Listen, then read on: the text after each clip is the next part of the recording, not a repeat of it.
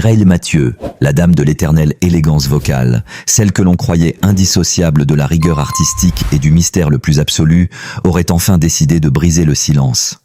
Non pas sur sa carrière, non pas sur ses tournées triomphales, mais sur ce territoire sacré, jalousement gardé, presque mythifié par des décennies de spéculation, sa vie sentimentale. Dans cette émission spéciale, annoncée comme un simple hommage à son parcours, rien ne laissait présager l'onde de choc qui allait se produire. Le plateau était baigné d'une lumière douce, presque irréelle, comme si chaque projecteur avait été réglé pour honorer non seulement une artiste, mais une légende vivante.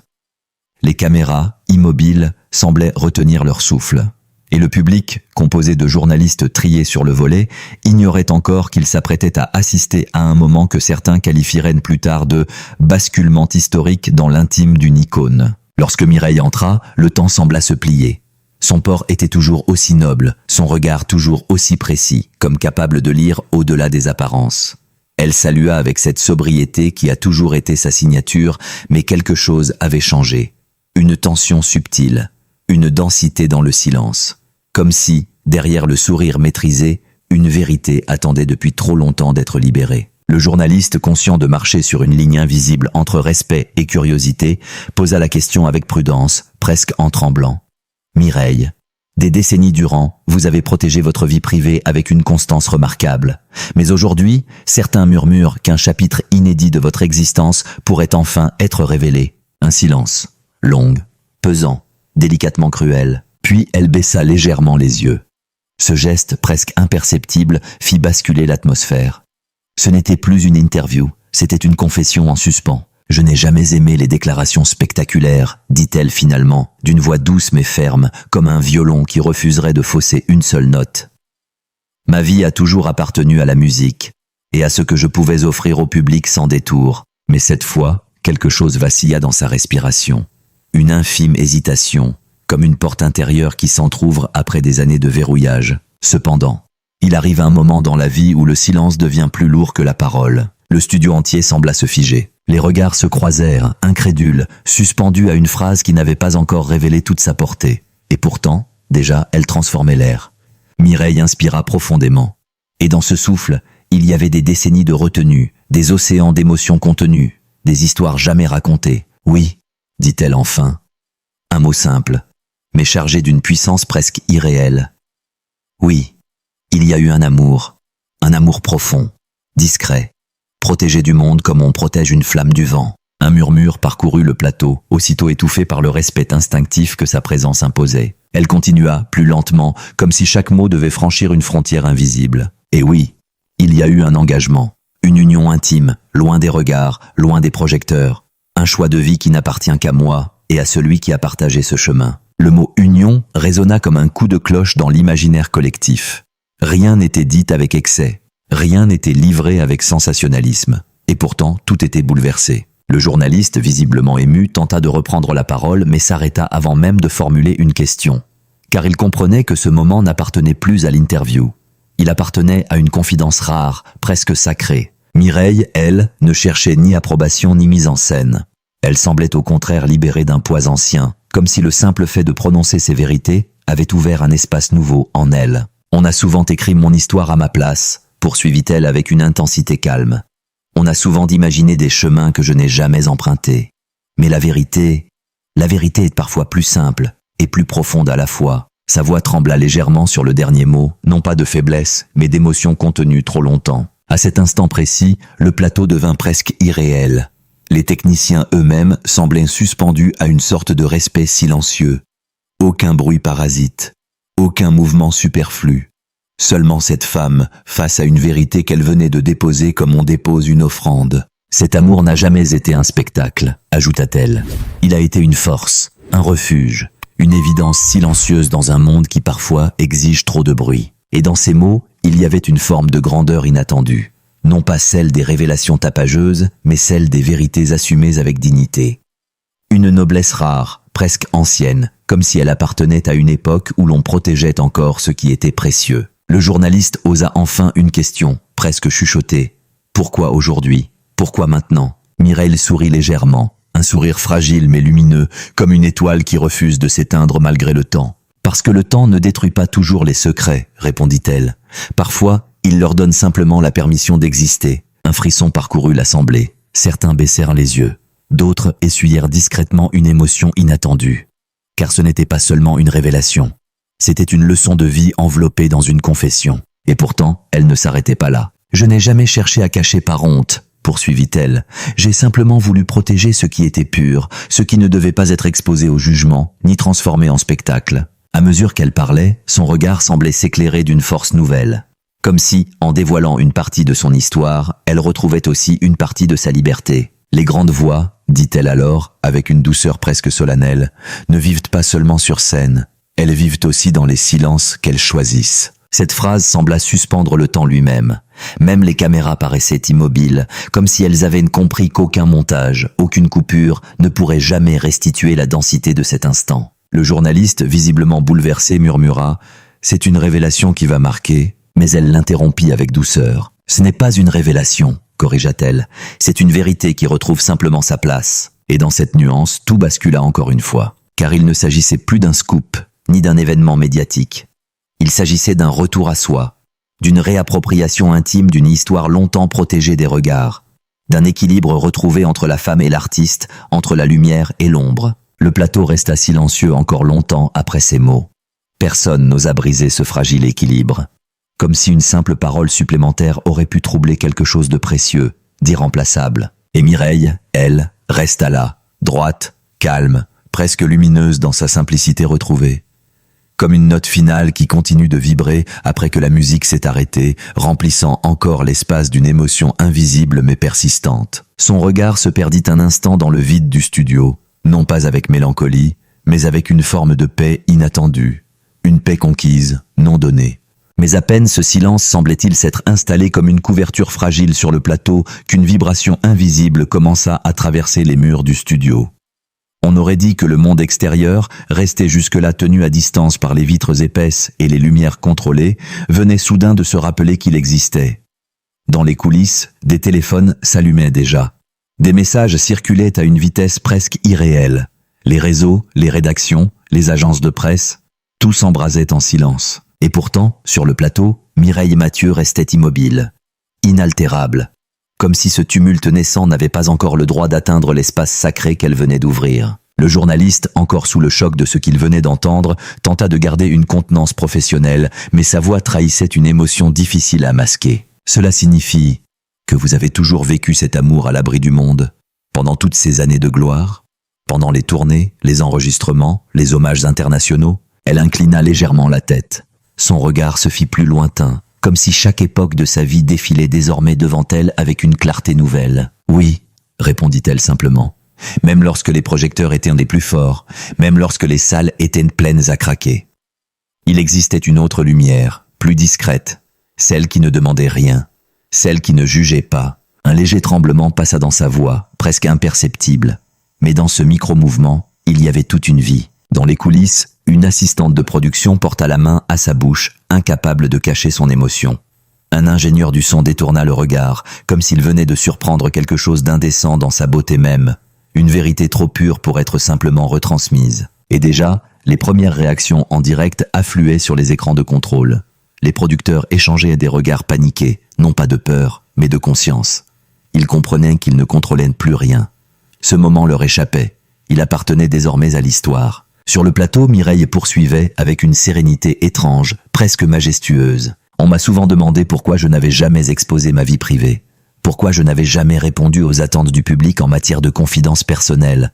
Mais la vérité est simple. Elle marqua une pause, longue, dense, comme si elle choisissait non pas un mot mais une direction entière pour sa vérité. La vérité est que tout ne peut pas être partagé sans perdre sa substance. Ces mots tombèrent avec une douceur tranchante.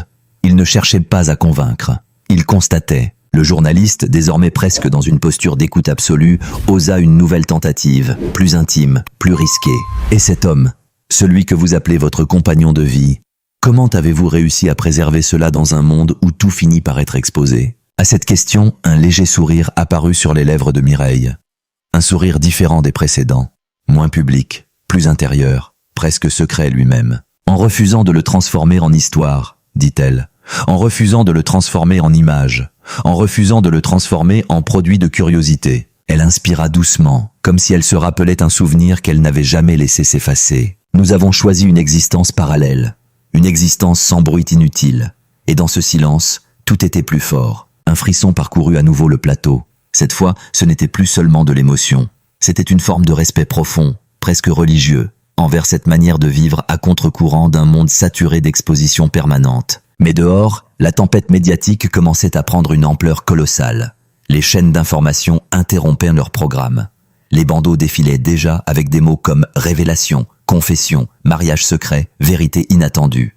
Les experts improvisés, les commentateurs, les chroniqueurs s'emparaient de chaque fragment d'information comme s'il s'agissait d'un trésor. Et pourtant, rien de tout cela ne semblait atteindre Mireille. Elle était encore là, dans cet espace suspendu comme protégée par une bulle invisible façonnée non pas par la technologie, mais par des décennies de retenue et de maîtrise. « Je comprends que cela puisse surprendre », ajouta-t-elle avec une douceur presque maternelle. « Mais je n'ai jamais cherché à surprendre qui que ce soit. J'ai simplement cherché à rester fidèle à ce que je suis. » Le journaliste hocha lentement la tête, mais ses yeux trahissaient encore des questions, des dizaines de questions. Pourtant, il semblait comprendre qu'il n'était plus là pour interroger, mais pour accompagner. Dans les coulisses, quelqu'un murmura « On est en train d'assister à quelque chose d'irréversible ». Une autre voix répondit « Non, quelque chose d'inévitable ». Sur le plateau, la lumière semblait avoir changé subtilement, comme si les projecteurs eux-mêmes avaient ajusté leur intensité pour s'adapter à la gravité du moment. Mireille, elle, regarda un instant vers le sol puis vers le public. « On m'a souvent associé à la discipline, à la rigueur, à la perfection, dit-elle. Mais on oublie parfois que derrière la discipline, il y a aussi un cœur. Et ce cœur, comme tous les cœurs, cherche un refuge. » Elle marqua une pause plus longue encore. Et dans ce silence, quelque chose de presque bouleversant se produisit. L'impression que chaque personne présente comprenait intimement ce qu'elle disait, même sans l'avoir vécu. Ce refuge, je l'ai trouvé là où personne ne regardait. Sa voix s'éteignit légèrement sur la fin de la phrase, non pas par faiblesse, mais par densité émotionnelle. Le journaliste sentit alors que la conversation glissait vers un territoire qu'il n'était plus nécessaire de structurer. Il laissa donc un silence. Un vrai silence. Rare à la télévision. Précieux. Et dans ce silence, Mireille sembla, pour la première fois depuis le début, ne plus seulement répondre, mais exister pleinement dans ce qu'elle venait de révéler. Dans les studios des chaînes d'information, les montages s'accéléraient, les titres se superposaient, les extraits étaient déjà découpés, analysés, rejoués, ralentis. Mais aucune image, aucun commentaire ne semblait capable de capturer la densité exacte de ce qui venait de se produire. Et sur le plateau, comme si elle percevait malgré tout cette onde invisible qui se propageait au-delà des murs, Mireille reprit doucement, avec une assurance tranquille. « Je n'ai jamais eu besoin de rendre ma vie visible pour qu'elle soit réelle. » Ces mots, prononcés sans emphase, semblaient pourtant ouvrir une dimension nouvelle. Une manière de rappeler que certaines vérités ne se mesurent pas à leur exposition, mais à leur profondeur. Le journaliste la regarda longuement. Il hésita. Puis, presque dans un souffle, « Et aujourd'hui, vous ne craignez pas que cette vérité soit interprétée, déformée, amplifiée ?» Mireille ne répondit pas immédiatement. Elle posa simplement ses mains l'une sur l'autre, avec une lenteur maîtrisée. Puis elle dit, calmement, « Ce qui est vrai ne craint pas d'être entendu. » Et dans cet instant précis, quelque chose sembla encore se déplacer, non seulement dans le studio, mais dans la perception même de tous ceux qui écoutaient, comme si une frontière invisible venait de se déplacer sans bruit. Le silence qui suivit cette phrase ne fut pas un simple silence de télévision, ni même un silence de respect. C'était un silence presque physique, dense, palpable, comme si l'air lui-même s'était épaissi autour de Mireille Mathieu. Dans ce studio pourtant habitué aux confessions, aux confidences calibrées, aux émotions mises en scène, rien ne ressemblait à ce qui venait de se produire. Ici, il n'y avait plus de script invisible. Il n'y avait plus de distance confortable entre l'artiste et le monde. Il n'y avait qu'une femme, une voix et une vérité déposée sans trembler. Et déjà, dans les coulisses, le monde commençait à se fissurer sous le poids de cette révélation. Un assistant courait d'un écran à l'autre. Un réalisateur demandait des confirmations. Un producteur restait figé, les yeux perdus dans une sorte d'incrédulité silencieuse. Ce n'était pas seulement une interview qui venait de basculer.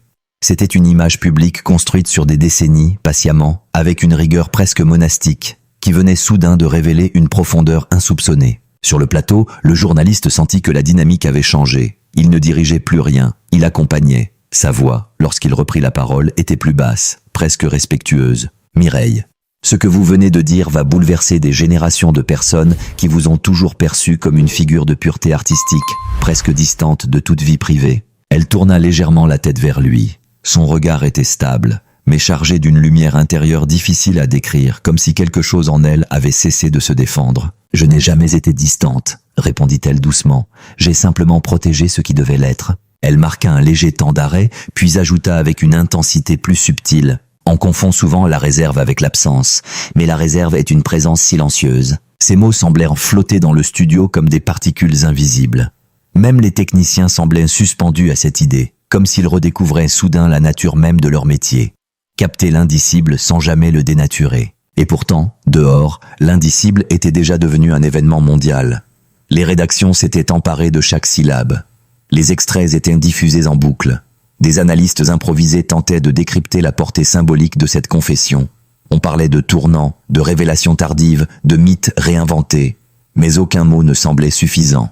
Aucun mot ne semblait juste. Sur le plateau, Mireille restait d'une tranquillité presque irréelle, comme si le tumulte extérieur ne pouvait pas encore franchir cette frontière invisible qu'elle avait érigée non pas contre le monde, mais pour préserver une cohérence intérieure. Le journaliste hésita un instant, puis osa une question plus délicate, plus humaine, presque fragile dans sa formulation. « Est-ce que vous avez eu peur à un moment que cet amour soit incompatible avec la vie que vous meniez sous les projecteurs ?» À cette question, un silence différent s'installa. Moins lourd, plus intime. Comme si le temps venait de ralentir encore davantage. Mireille baissa légèrement les yeux. Ses mains se rejoignirent lentement, dans un geste presque instinctif. Puis elle répondit, avec une douceur qui contrastait avec la force de ses mots précédents. « Il n'y a pas eu de peur. Il y a eu une conscience. » Elle releva les yeux. La conscience que certaines vies demandent de ne pas être exposées pour rester intactes. Dans ce simple énoncé, il y avait une philosophie entière. Une manière de concevoir l'existence qui échappait aux logiques habituelles de la célébrité moderne.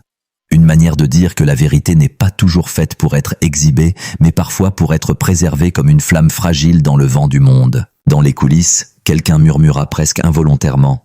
Elle n'est pas en train de révéler sa vie, elle est en train de la sanctifier. Et cette phrase, entendue par hasard, sembla résumer ce que beaucoup ressentaient sans pouvoir le formuler. Sur le plateau, la lumière semblait plus douce encore, comme si elle s'adaptait à l'intensité émotionnelle du moment. Le journaliste consulta brièvement ses notes, mais les reposa aussitôt.